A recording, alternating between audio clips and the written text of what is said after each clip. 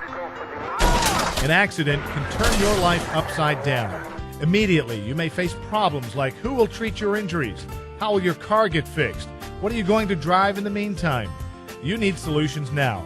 At Benedict Law Office, the care you deserve can begin at your own home. No office visit is necessary, and you pay no fee if there's no recovery. At Benedict Law Office, there are no problems, only solutions. Call Benedict Law Office for your free consultation today. Are you in pain? Then meet the doctor. Neck pain, headaches? Meet the doctor. Low back and leg pain? Meet the doctor. Arm, shoulder, and hand pain? Carpal tunnel syndrome? Meet the doctor. Injured in an auto accident? Meet Dr. James Bissland at Bissland Chiropractic, where you can get your first visit free this month. Call Bissland Chiropractic at 838-4252. Bissland Chiropractic. Where were you when the lights went out? Who did you call and when you gave them a shout? Did they pick up the phone? Did you get a machine or some front office drone? You know what I mean. You want to talk to somebody who knows what they're talking about. So call Marie now. Electricians with a mission will get you connected with Marie Electric. Hi, this is Larry Murray with Murray Electric. We appreciate your business and we don't take you for granted. While nobody likes to have electrical problems, we want you to know that we will be here for you when you do need an electrician.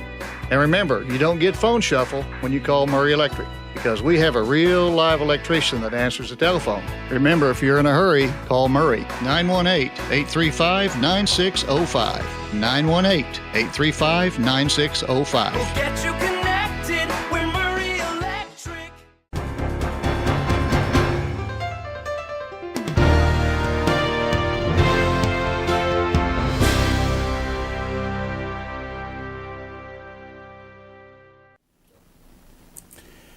Hi, I'm Dr. James Bissland. I'd like to welcome you to Health and Information. This is August of 2016. We're beginning basically our 5th year of our program. Those of you who've been watching either here in the clinic or on our YouTube page have seen a pretty good variety of guests that we've had, all the way from our attorneys to concealed carry permit instructors, from patients who have talked about their miracles, other doctors talking about miracles, as well as our interviews with several different country music stars and a few that are considered legends.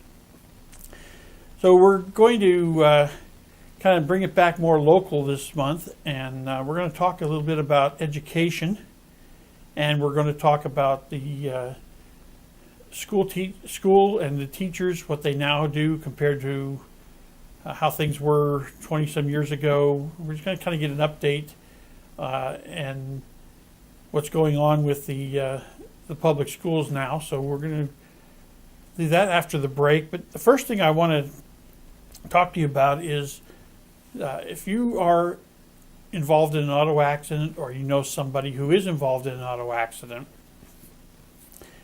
there are several things that need to be done first.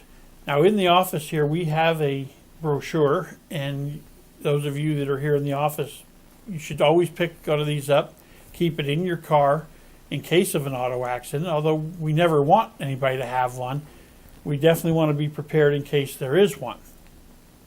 Obviously, when there's an auto accident, there's injuries, the first thing you want to do is make sure that you help the person that's injured, do as much as you can for them.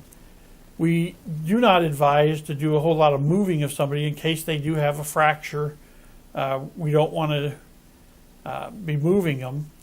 In certain cases, we don't have a choice. If there's a possibility the car is going to explode or catch fire, obviously we're better to take a risk of moving somebody, getting them out of the car, than having them burn up in the car. Of course, the second thing we do, and an important thing, is to call the police. And then we want to make sure that there are no additional accidents happen while we're waiting for the police to arrive. And this happens pretty frequently, as you have cars that are in the lane, there's no lights, there's no flags, there's no cones, there's no warnings, And sometimes you get distracted drivers, or hopefully not, people who are texting and driving, or who are intoxicated and driving. Their reaction times are going to be less, and therefore there's a possibility of additional accidents, which would mean additional trauma or additional injuries that we want to prevent. So maybe if there's more than one person, unless they're injured, we can have them help to direct traffic so that we're not dealing with the possibility of any further injuries. This form that I was just talking about that I give you in the office is set up so that you can fill out information in the middle here all about the accident. That way, as time goes on, you're not going to forget some details. On the right side of this form is all your personal emergency contact, your insurance company, your family, phone numbers, policy numbers, all that, just in case you were either unconscious or worse, that information is in your glove box so that you do not have to try to remember relatives' phone number. Traumas can certainly cause a vast amount of delusion. Some people will get dizzy, lightheaded. They don't think about things. They can't remember things, so they'll have a memory that'll be a little less than it is normally. So fill out that form. Admit no liability, and this is a really, really, really important thing.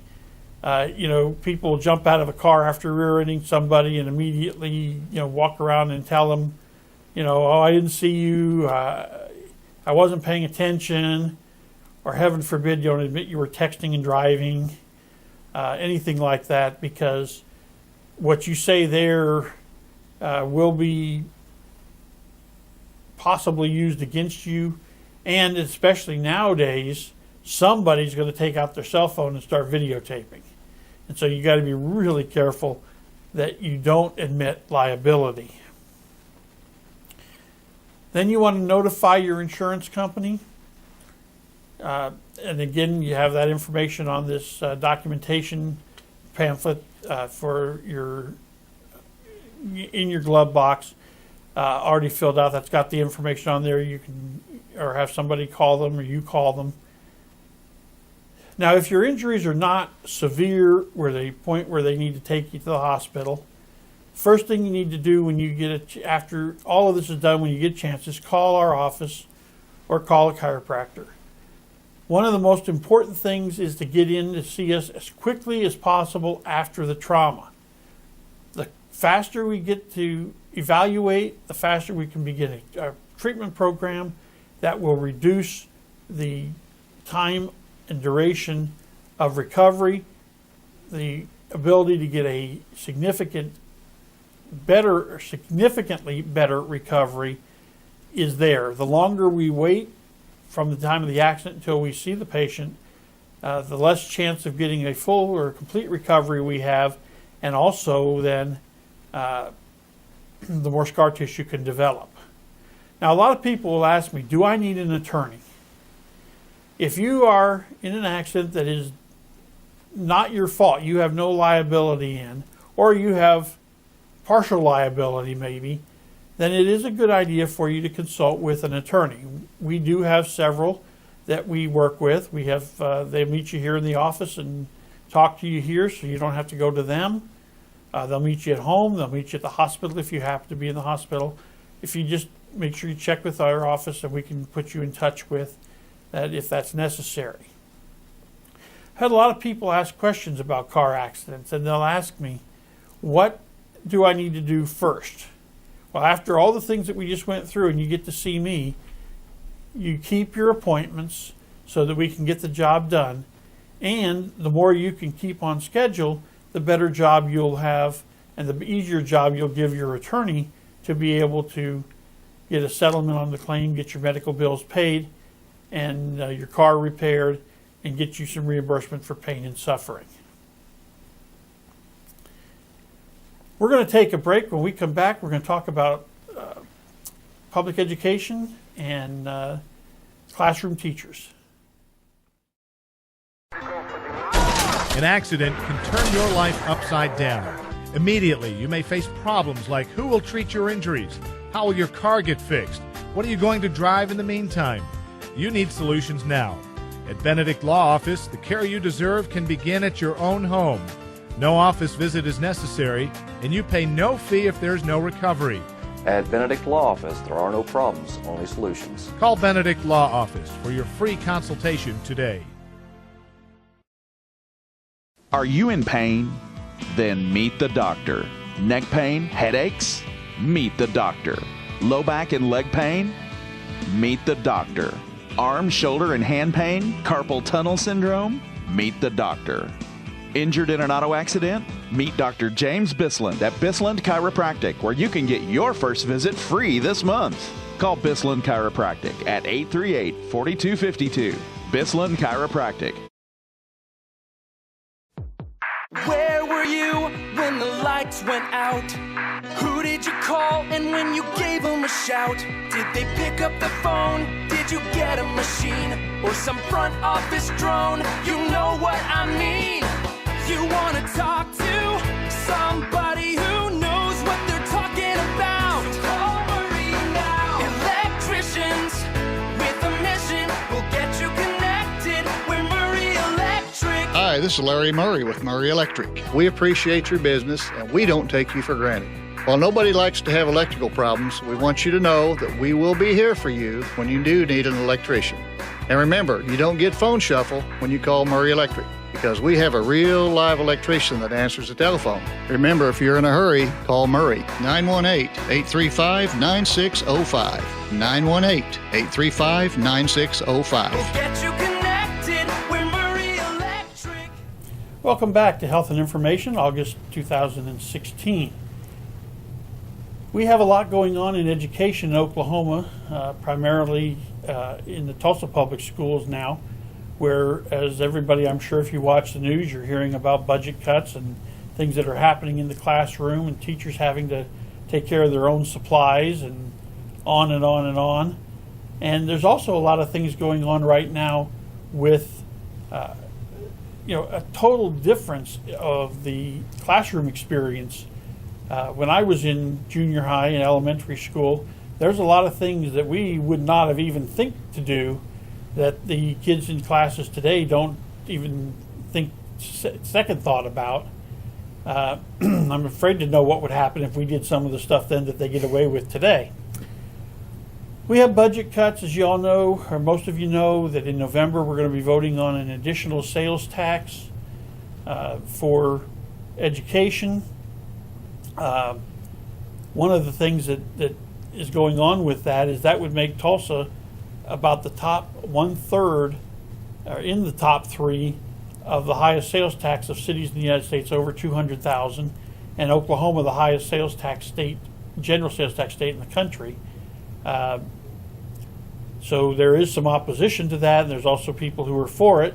And at this point, I don't know that I know enough to be on either side of that fence. I do have a guest with us today who has been a classroom instructor in Tulsa Public Schools for more than 20 years. And last time I saw this gentleman was about 12 years ago when my son Thomas was in 4th grade in his class. So I'd like to introduce David Karleskint. Welcome to the program. Hi, thank you for having me. Did I get it right about more than 20 years you've been in the classroom? That is correct, 20 years. So let's talk first of all about the budget. Okay. What have you seen that's been going on, say, in the last 5 or so years? You hear all things about the teachers have to buy their own supplies. Is this a reality? It is. It very much is a reality. There's a very large budget that goes towards lots of needs that we have. Unfortunately, we don't always have a lot of choice in where that money gets spent. A lot of times the money that comes to us is earmarked for certain things. Newer technology, new computers, things like that, when in fact some schools might need more of something else. But that's the way that the budget has to work. We have to spend the money where it's been allocated. Well, we've over the years, and I've been in Tulsa 21 years, and I was in Florida for 10 years before that. They had budget problems there in the schools. In fact, the superintendent of the Brevard County school system in Florida, when I was there, actually ended up coming here. Dr. K, can't remember what his last name was, but he came up here from Brevard County, Florida, and was here for a while. And then it just seems to me that there is a real problem with the budget, and I think that you've got to do something to fix it. How do you, as a classroom teacher, how do you look at the way things are now compared to when you started? If you were in charge of it, how would you handle it? What would you do? Well, that's a lot of questions, but Yes. let's start with this. Let me just say that I think that Tulsa Public does a very good job with the budget that they have. I think that a lot of the smaller communities have an even stiffer challenge in allocating their budgets. I do also think that there was a time when it was kind of an expectation that students would bring their own supplies for classrooms, and it's become more and more a situation where students are not coming with the supplies, and we have to come up with them somehow from somewhere. Many of the schools are designated as what are called title schools, and those schools actually have supplies that are provided to the students, but many of the schools don't, including my own. Okay. Now, how I would go about fixing all that, well, there's really no way I would be able to fix that. I think we're all trying to do the best we have with what we've got. And I think that for the most part, that's what we're having with parents as well. I think parents are doing the best with what they've got as well. But these are tough economic times, and we've had some pretty tough times in Oklahoma these last few years with the downturn in the oil economy. So I know there's been a lot of people struggling. So where do the teachers stand on this sales tax thing? Well, different ones stand in different places on it. I would say probably that any kind of a sales tax that benefits the public education system, I would say that the teachers would be, for the most part, in favor of that. Anytime that money can be shunted into the public system, one of the areas that we really need the funding for is hiring additional teachers. Our biggest struggle is really not in having enough textbooks. It's in having enough room in our classrooms for the students. The class sizes are continuing to grow every year, and we're getting larger and larger numbers of students with more and more needs, and it's beginning to get very difficult to meet all of the needs in a classroom. When I started, my average class size was about 18 to 20 students. Last year, my average class size was 26. That doesn't sound like a big difference, but it's amazing what a difference it makes when you get over 20. It becomes quite difficult to wrangle all the kids in the right direction. I bet it is. Yeah, get that one-on-one attention, getting that focus on individual students that really need your help. Very difficult to do when you get above 20 students. Now, when I, again, going back before you started teaching, and I was in elementary school, we were in a small district up in southeast Iowa. And, we always had like 25 to 30 people in the class, but we're in a totally different world. Yes. 25 students in 1972 is different than 25 students in 2016. I would certainly agree with that. Yes. We've also seen, and I'm sure that you probably could comment on this a whole lot better than I do, because I haven't been in a classroom in I don't know how long, probably since they was with there 14 years ago, of any kind. But the discipline problem in schools now is not nearly as controlled as it was 40 years ago or 20 years ago. What have you noticed now, and how do you as a teacher handle under the new guidelines, new rules, new laws, whichever they would apply, how do you handle these disruptive, I guess would be a nice way of putting it? I think every teacher kind of finds their own little niche, their way that they're going to go about controlling a classroom. And some methods are successful with certain teachers, and another teacher tries the same method, and it's not as successful. The older methods of corporal punishment and paddlings and things like that have completely gone away, which became an issue because there were instances where people would go too far. And unfortunately, that kind of is the situation we have to look at, and we have to make certain that we don't ever hurt a child, that we're only correcting a child.